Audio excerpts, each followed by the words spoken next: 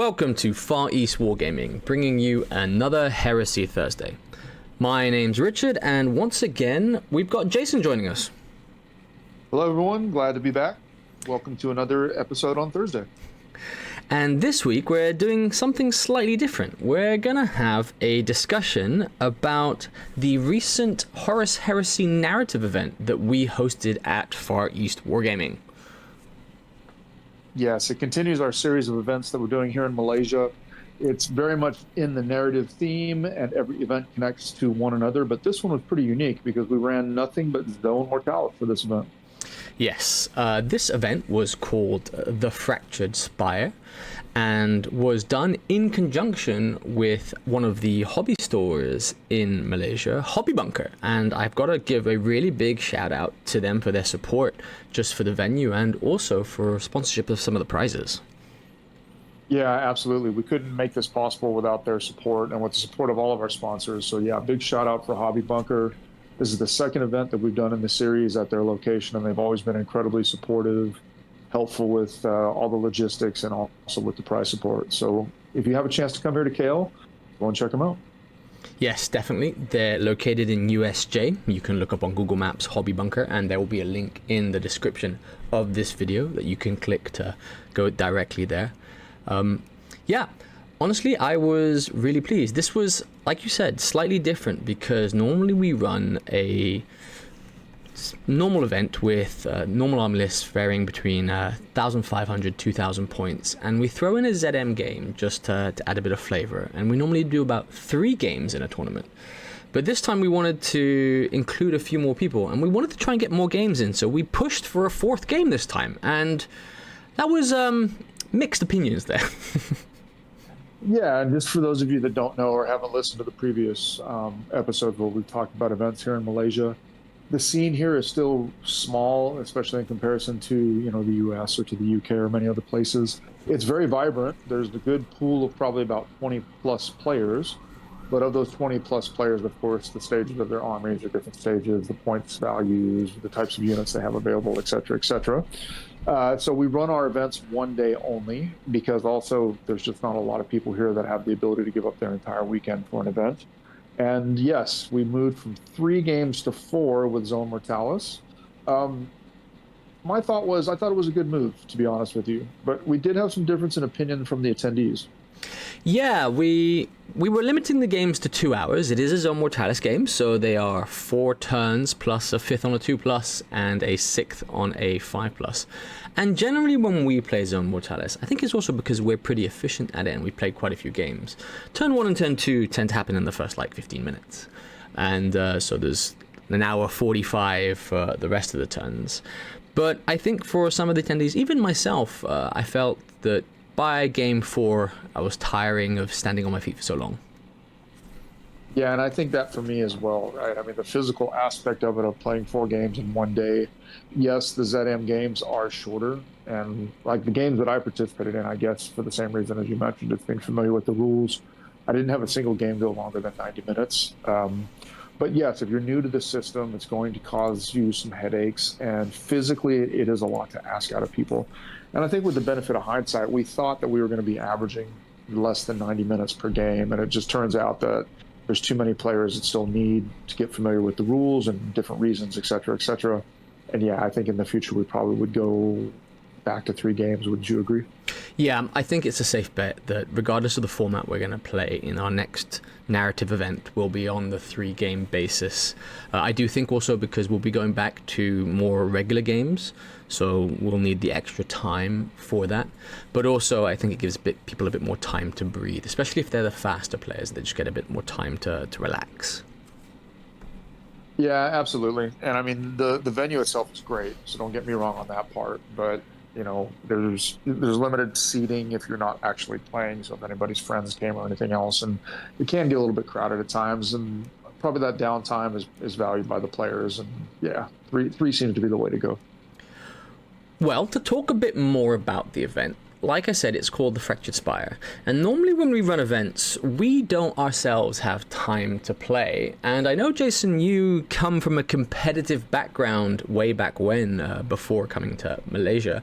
And part of what I wanted to try and do is get some of our Far East Wargaming participants and some of the guys who are helping with the channel, who normally help with our events, to actually get some fun narrative games. So we switched it up a bit this time, and I took on the role of organizing all the special little hidden things that were happening at this event.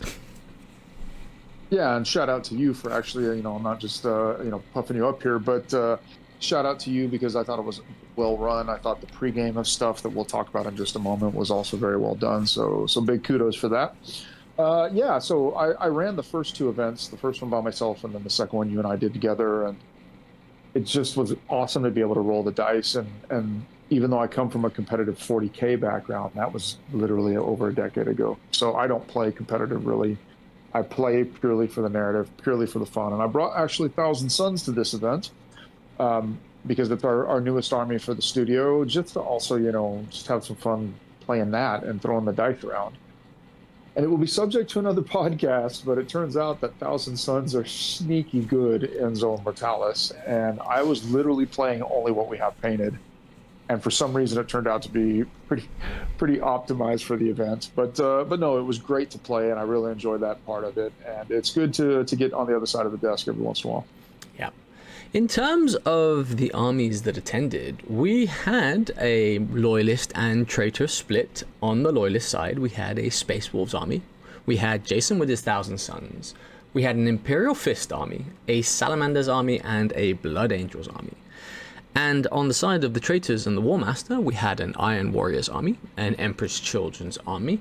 We had a World Eaters army and a Word Bearers army, and also a Night Lords army / Blood Ravens, but we can talk very briefly about that later. But those were the 5 participants. We were doing a 5-side game there. And I wanted to try something with this event, which we've not done in previous events, which was, as we mentioned, is the pre-game. So I wanted the contestants to have the ability to do some things prior to the tournament that did have effects on the tournament. And we took that in the form of a kind of space battle / space exploration game we did over WhatsApp. Yes. So all of the events do connect through the narrative. So whatever happens in the first event, there's effects in the second, and of course effects in the third. But this one was the first time that we have done this type of pre-game activity. Again, big kudos to yourself for pulling it off in terms of the organization. The storyline was amazing. But it also draws inspiration from other narrative events. Of course, a shout out to S&N Battle Reports as well, who have done something similar at their event, and especially No Retreat Horse Heresy. So we took inspiration from that, and I thought it was actually pretty cool. It made you think a little bit, and at least in the Loyalist WhatsApp group, as we were discussing our moves and different things, it seemed pretty active, and people, I know they enjoyed it. Yeah, so every day I was allowing each player to make a move on the map that you'll see on screen now. And the goal was for them to get to one of the planets, and a couple were in reach depending on where they started, and nothing was even. It is a narrative event, nothing is even. And they did get to choose their starting locations from an array of locations there. But there was also other unknown objectives, or I would say points of interest on the map that could be beneficial or negative, that delayed their arrival to the planet. And I did stipulate that they must each arrive to one planet each, and that the time it takes for them to arrive would affect their first game. So you had a choice for the contestant, whether you beelined it for a planet, or you risked the time and tried to get maybe some bonuses or some negatives from some of these points of interest around the map. Yeah, I thought it was a pretty cool concept, and we did have players on both sides that did actually go after the unknown effects, either to their benefit or to their detriment. The warp is fickle. And then there was others, like myself. I tried to actually stay away from it, and I also tried to chart a path towards the nearest planet that hopefully didn't take me near any of the opposing forces, because I just didn't know how the rules were going to work. So I did think about in my own moves exactly what I was going to do, and like I said, we talked about it as a team, and it was a cool concept. and it was pretty well executed. And I think the effects, although we won't tell you everything, we won't spill our secrets. The effects that were encountered were game influencing, but not game breaking. So that was pretty good. I'm glad you said that, because one of the things about these pre-game effects and things that can affect actual games, I think they're only really valid in narrative events where you're not looking necessarily for even battlefields on the games you're playing, because you are there for the narrative aspect. And I was glad that the effects that were given and won, or detriments that were taken, were well received there. And I will say, I did fall into a bit of a narrative rabbit hole when I started writing this. I honestly thought I was going to write just a tiny bit of blurb for each of the days. And as I got more and more into it, this became more and more of a book than a little blurb there. And for your viewing pleasure, we have linked a link to a copy of the summary of all the pregame, including all the narrative side of it there. So you guys can go take a read. I think it's about 27 pages of PDF there and about 15,500 words. So do take your time with it. And again, after you've had a read, let us know. It was some creative writing on my part, and I'm honestly glad the participants enjoyed it. Yeah, it was a cool little story, and it was also really interesting to see how each legion would be called out for significant events. Like, for example, if they ran into the unknown, or they did a scan and they looked in their immediate area and that happened to pick something up, or the decisions that were made had an influence on the story that you were writing. So that was a nice little touch. It was almost like they were influencing each other. The games are being influenced by the benefits, but the story's being influenced by what's happening up in space as the combatants make their way to their objectives. So all in all, a nice touch, and it was fun, and definitely a different level of detail than what we've done before, but I think something that we certainly want to continue. Yeah. Speaking of the missions, like we mentioned, we had 4 games for the day, and they were all designed as a variety or a slight modification on some of the core missions. Then 1 or 2 were actually customized. But I was telling the people that depending on when you arrived, you would have an advantage or a disadvantage in the first game. And that took the effect of, if you both arrived at the same time, the game was really the standard mission in Cathonia, which was sector control, where you're all vying for 6 of the resource objectives on the planet or on the map. And it was a more of an even game there. And I think, Jason, you took part in one of those games. I did, yeah. So my first round matchup was actually against Paul in the EC. So shout out to Paul, another member of Far East Wargaming. Yeah, it was a really, really good game. It was pretty much the standard mission. He did have a bit of a benefit because of something that happened in the pregame for him. But again, it wasn't anything that was game changing. And yeah, we had an excellent first game. And I mean, the core missions themselves are perfectly usable. You just need to tweak them maybe a little bit, but no complaints on that. And it kind of went back and forth. So what I can share from that particular game is it literally came down to a failed charge in turn 4, where my command squad missed a 5-inch charge into his command squad, and they were tooled up with biomancy and all these different kinds of things. So it's always fun playing Paul, and that particular mission and that particular game one was really, really good. But speaking to the other participants, I didn't hear anybody that was, like I said, unhappy with the effects or unhappy with the mission or any of this. So that's always a good sign. Yeah. I believe, I'm just going to slight correction, I believe Paul actually had a detriment in the first game because of it, because I think he was at -1 to his RP there. But yes, I don't think it made a vast amount of difference in these games, especially in the one you're playing, where I think RP was quite abundant later on in the games. Yeah, it was. And I mean, and Paul and I both being experienced players, our lists were not tailored to Zone Mortalis, but we know how the reinforcement point mechanic works very well.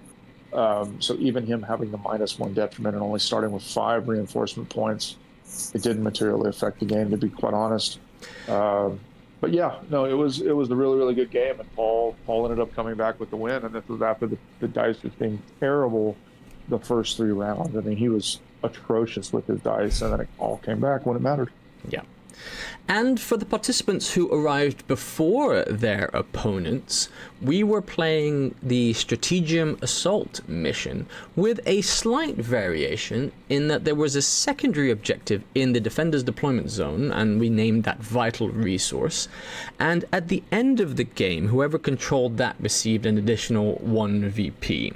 The purpose being to give the defender a bit more of an advantage there, but also to break down the tie-breaking mechanic that the Strategium Assault has, where you both just have to, if you both have 1 unit or more inside the defender's deployment zone, you are even and you're requiring secondary objectives to win there. Yes, I didn't get to participate in that mission, so I can't comment on that, but I thought it was a nice little touch. And it did, I think maybe the only thing else that I would notice about the first round is it seemed like the Loyalists were doing better. We won, I think, 3 out of the 5 games. Loyalists were getting advantages. I don't know. I mean, again, the total combination of missions and pre-game effects to me was just the right balance. Yeah, in the first round, you are right, the Loyalists won 3-2. And so they did take a lead into Mission 2. And for Mission 2, we were looking at another variation of the Siege of Cathonia book missions, which was Sweep and Clear, again with a slight change in the rules, putting 3 objective markers in the zones, in the middle, and the 2 neutral zones, that would convey 1 VP at the end of the game, as opposed to the end of each turn where you're scoring for sector control there. And so that added a bit more tactics where you actually had to make moves to certain positions as opposed to just dabbing your toe in all 4 zones. Yeah, rewards aggression. Rewards also, people that want to move around a lot more, which why wouldn't you in Zone Mortalis? But that being said, you did see some people make the mistake of taking slow units, heavy units, or things like this. But yeah, I thought it was a good touch, and tweaking the mission to kind of reward that aggression or encourage people to move around is, in my opinion, it's always a good thing. It's something that we often try to do on the mission when we're looking at missions and tweaking them, whether it's Zone Mortalis or regular game. But yeah, give it a try on your own because it seemed to work well in the event. Yeah. And again, for that mission, the Loyalists came out 3-2 again. So they were 6-4 up in this mission. So definitely advantage to the Loyalists in the first half of the day there. Yeah, it was. We were looking pretty good going through the first 2 games. The Loyalists had a 6-4 lead, and for those that didn't hear any of the battle reports or podcasts before, the Traitors have won the first 2 narrative events that we've done here in Malaysia, and so it was a good sign to see the Loyalists doing well in this particular day. And we thought everything was going great, and then it all kind of started going upside down in the second half of the day. Yeah, Mission 3 was a very much custom mission that we called Secure or Destroy, and it took a variation of the sector control mission there with 6 objectives placed throughout the neutral zone, except what we did is we gave the objectives wound values, so they could be destroyed if you wanted to, and you scored victory points at the end of the game if you held them. And each of the objectives had a weapon skill of 1, 5 wounds, and a toughness of 6 with a 3+, 5++ save there, so a 5+ invul. And so it really allowed you to be a bit strategic. If you were no longer controlling some of the objectives, or if your opponent was sat on one, you could potentially destroy it from far. Toughness 6 makes it a bit hard, especially with bolters, but it was very doable in close combat if you wanted to just get rid of an objective and then move on. And I think it, from the way I saw it played and the way we played it as well, it really played a part the fact that the objectives could be removed from the board. Yeah, I think that's a good tweak, and probably that we should consider for future games in terms of the toughness and durability of objective markers in general, because, I mean, I think our opinion is that they can be destroyed in many of the games too easily, or doors can be sometimes destroyed too easily, these different things. So the fact that they did have a higher wound profile, toughness profile, and a little bit of a better save, I thought was good.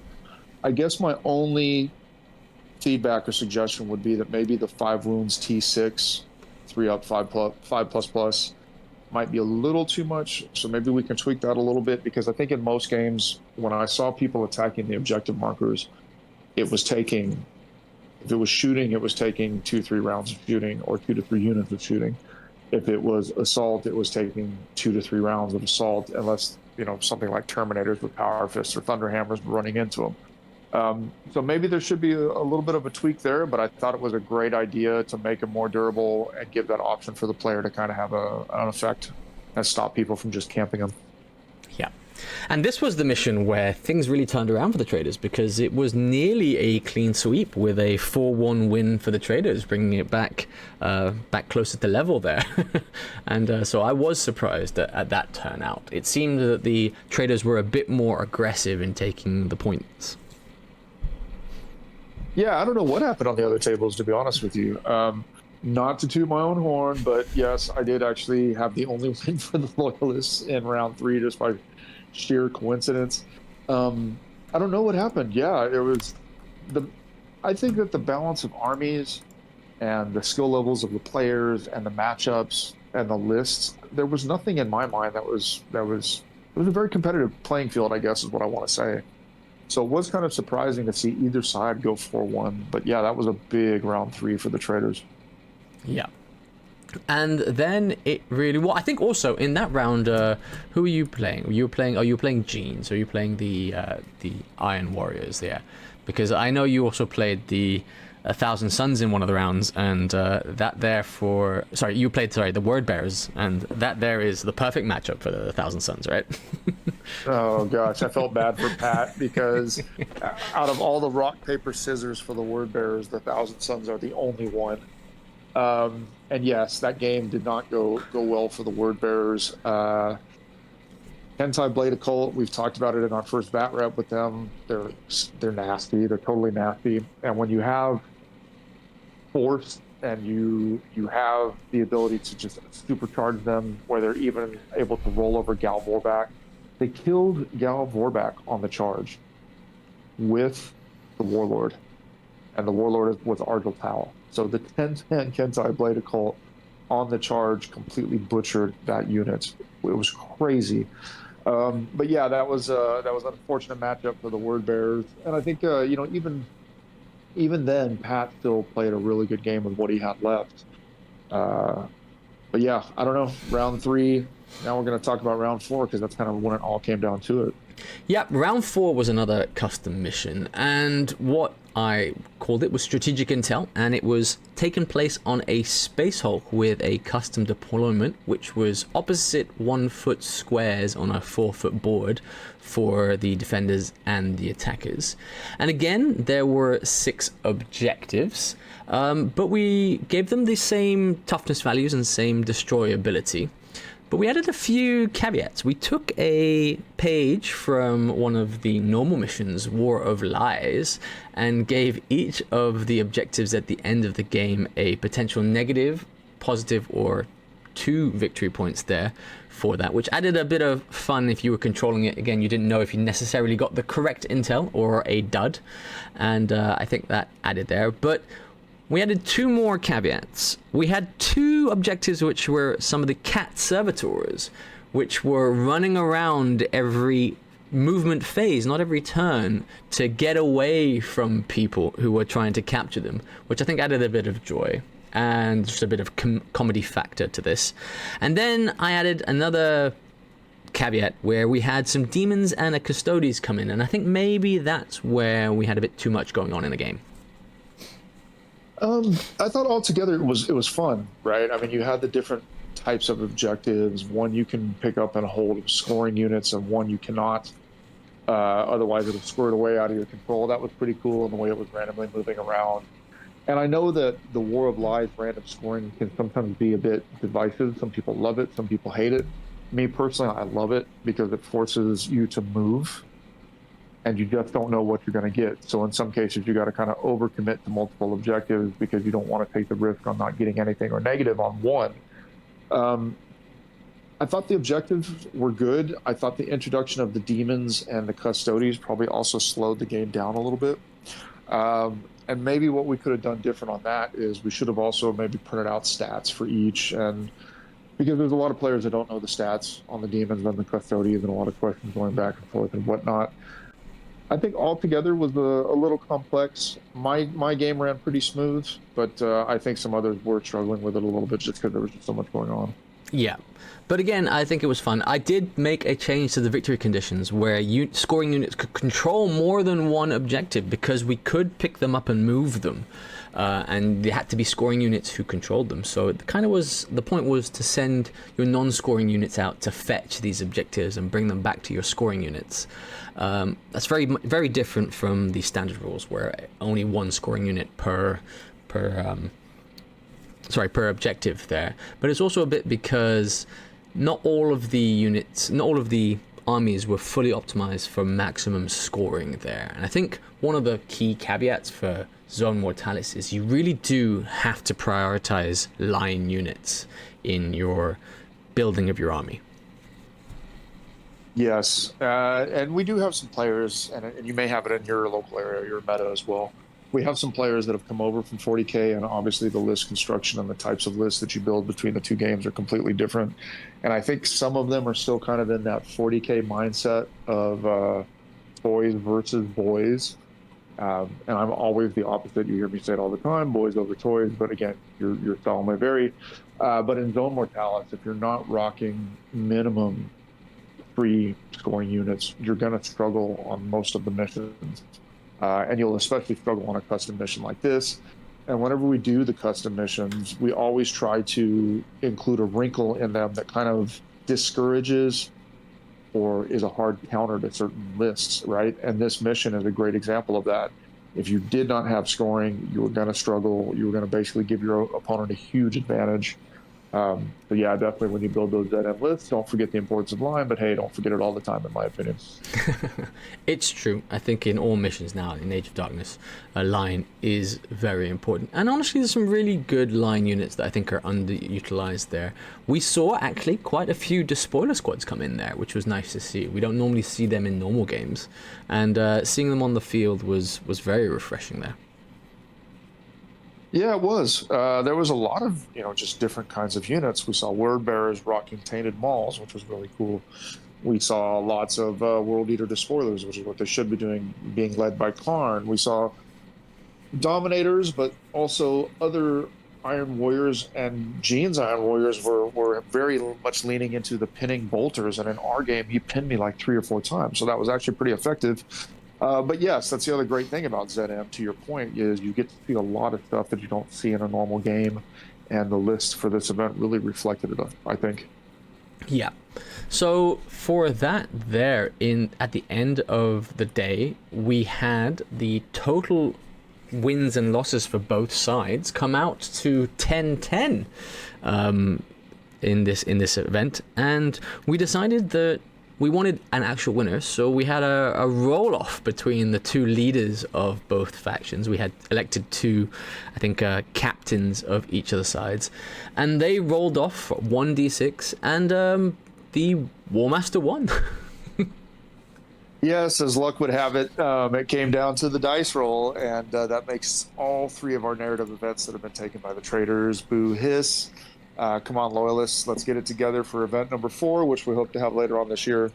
But yeah, I mean, it was kind of a fitting end, a perfect draw at the end of the day, completely unplanned. Yeah, just a nice little finish, and both sides still had a chance at the end, and I think that's a good sign for the event. Yeah. And I can't express enough our thanks to Hobby Bunker for hosting this. It was great to have them. It was a great venue. I think everybody enjoyed the event and the hospitality from the hobby store. So yeah, once again, if you are ending up in Malaysia at some point and you're looking to pick up some hobby stuff, please try and swing by Hobby Bunker. Yes, absolutely. Can't say enough good things. Can't say enough thank yous. So thank you very much, Hobby Bunker. And also thank you very much to the players, because they really made it happen. We have such a good scene here in terms of people getting along and not totally over the top, and for 30K, and that was awesome, and it was really good to see at the event.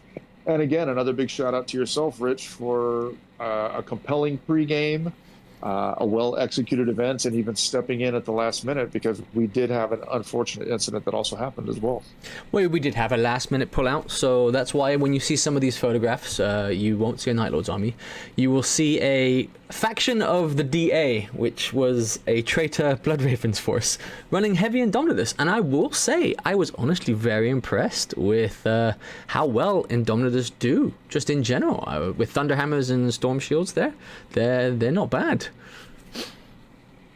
No, I mean, Indomitus are sneaky good as well, right? And if you take them with Pride of the Legion, for example, you can get line, and you can spam a lot of them. And in Zone Mortalis, lots of scoring termies that have pretty decent weapons is always going to be good. Yep. So once again, thanks for everybody who took part. You all know who you are. I'm not going to shout out too many names just for privacy reasons. But your armies were all very beautiful, and I hope everybody's enjoyed looking at them on the screen. Put as many as we can in the time limit there. And we will be back later in the year with another event. And hopefully we'll be doing another one of these podcasts about it with a bit more detail. And hopefully maybe even a video live or a proper video of the event. It's just very hard to organize, film, and participate all in one go to build content. But I was honestly very pleased. It was a tiring day, but I think a very enjoyable day. Yeah, I was pleased as well. Had a lot of fun. It's always good to roll dice, and especially when I got to play a couple players that we haven't actually played before, and hopefully we might even be able to convince a couple of them to come and see us on the channel. But yeah, I mean, I got to give it a thumbs up, and I'm not even being biased. Totally unbiased opinion, and I think it went really well. I'm looking forward to the next one. Yeah. Well, look, guys, thanks for tuning in to this week's Heresy Thursday and our review of our Far East Wargamings in association with Hobby Bunker, the Fractured Spire Zone Mortalis narrative event for the Horus Heresy. Again, the link to Hobby Bunker is in the description. There's also a link to the pre-game booklet with all the narrative side of things that happened in the pre-game. And I hope you guys enjoyed all the photographs of this event. We enjoyed playing it. Thanks for listening. If you haven't already, please like and subscribe. It helps our algorithm. We are growing slowly but surely. We are creeping up there in the ratings, and we want to continue doing that, and it's great to hear back from you. If you have comments after you've read some of the missions that we've posted also down in the bottom, the links there, please let us know. Again, these are all custom missions we're tweaking here and there. None of them are perfect yet, if you can ever have a perfect mission. But honestly, I'm happy with some of the tweaks. Yeah, absolutely. And, access that information. Let us have your feedback. Let us have your comments, because we can use that to get better, to make tweaks if you think we should change something. Feel free to steal with pride. I mean, that's the Heresy community. Everybody's kind of helping everybody out. So if you want to use those missions, by all means, then feel free to take them, and maybe even look at some of the fluff, and hopefully it inspires yourselves.